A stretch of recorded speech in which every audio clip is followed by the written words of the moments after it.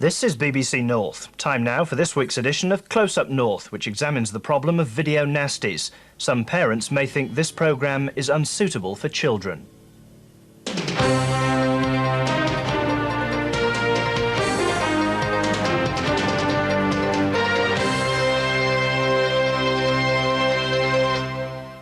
One Conservative MP says they amount to an attack upon our moral fabric and could be one factor behind the rising crime rate. He's referring to the so-called video nasties, videos that are sexually explicit or depict acts of extreme violence, often against women. Trading standards officers are now attempting to smash the underground network that distributes such material. Later in the programme, I'll be asking my studio guests whether such material does corrupt society. But first, Cathy Killick looks at attempts to halt what seems to be an explosion in video nasties. If people don't want to watch it, don't have to, do they? If they can just, there's an off switch on the TV, they just switch it off, can't they? If you watch half the films, you know what I mean, you can tell it's all that fake, it's just funny.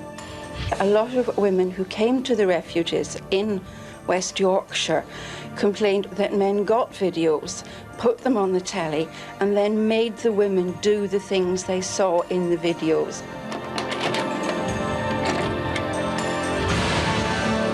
Seeing them doing a hand boogie is making her feel very itchy. Pornography, yeah, there's a lot of that floating about, but you can get that anywhere. You can walk into the pub and buy it off anyone in the pub, can't you?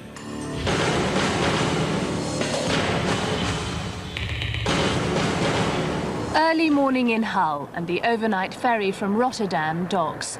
The ship is a busy link with a country renowned for its liberal attitude to pornography. In the arrivals hall, customs have a very visible presence. Behind the scenes, there's a covert operation aimed at those importing explicit or violent material. Many passengers are routinely questioned. Did you get this beer on the ship or from the ship? So when was the last time you were over there? 2.5 years ago. Do you have any cigarettes, tobacco? No. No. Customs officials mount frequent spot checks, but with the vast quantity of freight passing between the continent and Britain, the war against the video smugglers seems formidable. Do you have any? Do you have any hash?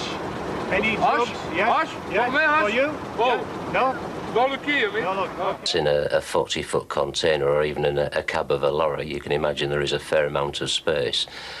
And people are fairly crafty in the ways that they try and bring it into the country. The simple fact that they can just take it and have it on the spool as opposed to the video cassette itself.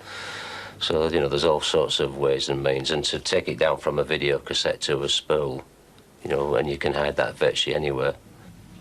Bagged up and ready for presentation in court, some of the drugs seized in Hull. In another corner, some of the explicit and illegal videos. You have a video, and that can be copied no end of times, although the quality does go down somewhat, but you've still got that very saleable commodity. Despite the efforts of customs officers, it is inevitable that smuggled goods do get through. Once in this country, the video nasties are copied and sold. It's now down to trading standards officials to investigate this seedy business. Next again is Dragon Fight, which is a black and white photocopied sleeve again. Last week, in an operation coordinated by Lancashire Trading Standards, 3,000 films were seized in raids across the country. The films are getting more horrific and more sexual day by day, and the more you feed people, you corrupt them and entice them to want something more hard, in a sense, so therefore they meet the demand by producing most horrific films. Cashing in on that demand is simple. Banned films are sold through classified ads. It's here a trading standards officer on Humberside starts his investigation. Hello? Hi, I'm looking for your advert for adult videos. Yes, love. Can I arrange to get some? Or what sort you got? Well, there's a hard pornos, not these you get in the video shops. Hard pornos, not video shop ones? No. Right. He sets up the sting. For it to work, he must be sold an uncensored or unclassified video. Films on one. Right. So it's a 3-hour tape, £10 each, or 4 for 30 pounds on a special offer at the moment. I'll take just one to start off with. Yeah. Can I get one this afternoon? Of course you can. Do you know the Hull Island Fair, right? Yeah. Well, straight opposite, and there's a telephone box on the corner. Yeah. Can we get there, love? What time? If we say, what, 2:45? 2:45? Yeah, I'll have a white coat on, love. Right, woman in a white coat. Yeah, long white coat and it'll be in the carriage. What sort of video is it? There's a whipping one. Yeah. With blocks whipping a woman and it's two women together and she's whipping her and all that. So if you're not happy, we always swap them. Right. Any complaints, you know. I mean, we like to keep our customers happy. Cheers. It's got no title. There's none at all? No. Start. No. Twice now, trading standards officials have bought pornographic films through this single ad. The case seems clear-cut. They're obviously doing it as a means to make money. The lady today made £10. Her husband yesterday made £30. Probably a search warrant will be obtained for the house and a visit will be made to the premises where the person who sold me the video lives, with a view to inspecting and seizing any videos that they have. One avid collector of horror videos is Nathan Stansfield. Over the past year, he's spent around £1,000, much of it on films that have been banned. It was an interest sparked by the cult horror magazines. Just self-addressed off to one of the adverts in the back of the magazine who sent me a list, and it had a big list of like all horror films and all sorts. So I sent off for a few.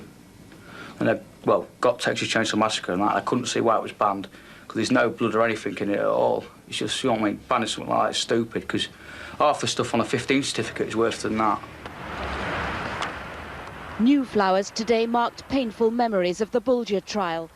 That case refocused attention on the effect violent videos could have on some youngsters. The children had watched cartoons in this video shop straight after the killing.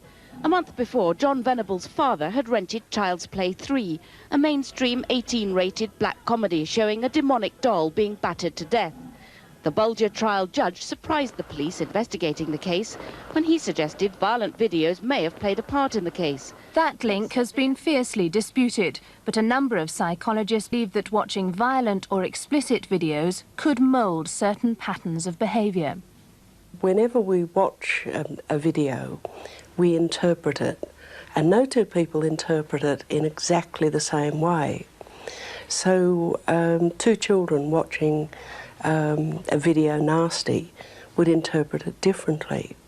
One child might feel so scared about it that the child becomes more frightened of life, more frightened of the world, and the other child might see it as permission to carry out in real life all the aggressive fantasies that he has. Don't believe me, son. You always see it in the papers about it, but it's never been proved, though, has it? That, like, violence in a film, like, well, violence in, like, some person's going to go out and do, it's never been connected, has it? I think it's obvious that what we see on screens affects our behaviour. If adverts had no effect, then companies would not be spending millions a year on adverts. And if adverts have an effect on behaviour, I think we can conclude that what goes on between the adverts has an effect on behaviour, or any other video shown. These videos were seized from a market trader in Barnsley, along with counterfeits of the Disney classics were extremely violent and explicit films. Good afternoon, Trading Standards. Officials operate a telephone hotline for people with information about those involved in manufacturing fake merchandise. Horror and pornographic, right. The evidence indicates that the criminals involved in counterfeiting are now racketeering in video nasties. Product counterfeiting is a major industry in itself. It costs the nation billions of pounds every year, and there's no sign of that subsiding. But what's causing us particular concern these days is the growing incidence of pornographic and violent videos being part of the haul of counterfeits. To protect society from the extremes of the video makers, new laws came into being. But some argue banning films has fostered the illicit trade. Others say the law is not working. The Video Nasty Bill, as it was affectionately called, just purely categorised videos so that parents going to a shop knew exactly what they were taking home and knew that their responsibility was to keep it out of the way of children. Sadly, they've got very lax, and if you tell children this is forbidden, it makes it much more acceptable for them to try and get hold of it when parents go out and perhaps when there's a childminder there. Well, I think it's because most of them are banned. That's why because if something like that wasn't all banned, they'd have all disappeared. You wouldn't even be hearing the names of the films now. No one would be interested in them. I think it's because they're all banned and that, and people want to see what they're like. The horror cult, with its images of physical and sexual violence, has centred around a number of obscure magazines and fanzines. But the electronic revolution is set to change that.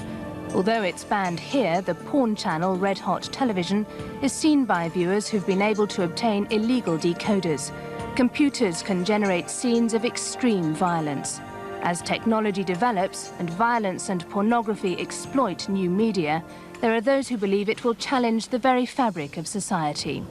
They're undermining society, and we're so slow to take this up. I've been saying it for years over in the House of Commons. We are undermining society, and we're producing a nation of petty criminals and criminals, and yet people aren't thinking about this carefully enough. It's very serious indeed. There's got to be a stop. Well, I just think they should like bring a new certificate in or something, or like limited purchase to like credit cards so only adults can go out and buy them. If we really cared about ourselves and how we bring up our children, we would be asking, why do we need these kind of things? Why do we let terrible cruelties go on in other countries, like in Bosnia? You know, why don't we question ourselves and see if we can change? There are those who say the video nasty industry is causing irreparable damage to our communities. Those campaigners say time is rapidly running out.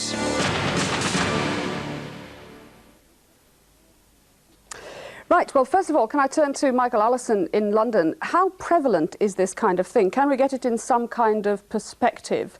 Is this just a small minority, or is it a growing habit among quite a few?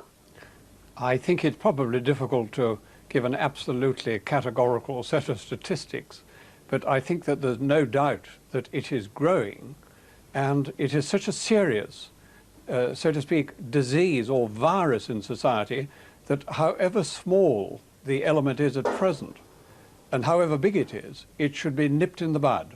John Griffiths, you're at the coalface, if you like. How serious do you think it is? How many people are we talking about here? It's impossible to judge how many there are.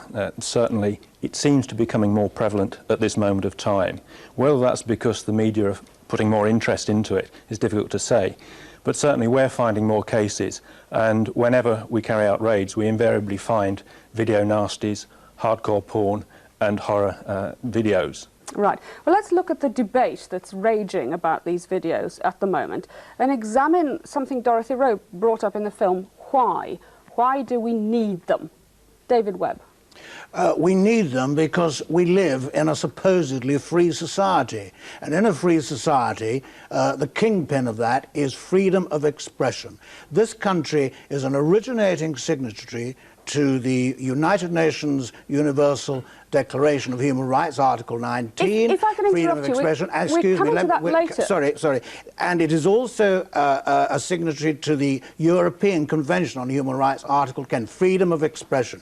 This is part and parcel of an adult's right to see, read, or hear whatever he or she chooses for him or herself. We are the only country in the Western world that has this draconian censorship, and it's a disgrace to this country, and it should have been changed years ago. I would like to talk about censorship at length later. Could you tell us at the moment why you think human beings need video nasties?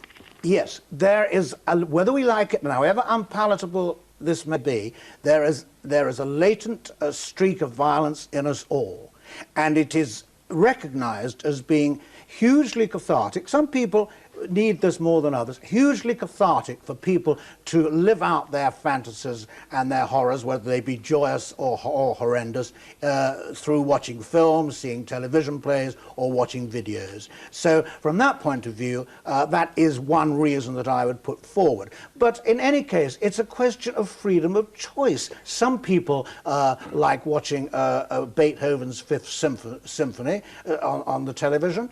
Some people like watching a horror movie. And as consenting adults, we should stop having this state nannyism, and we should be allowed to choose for ourselves. Do you think it's a good thing to see, for example, violence and the mutilation of women?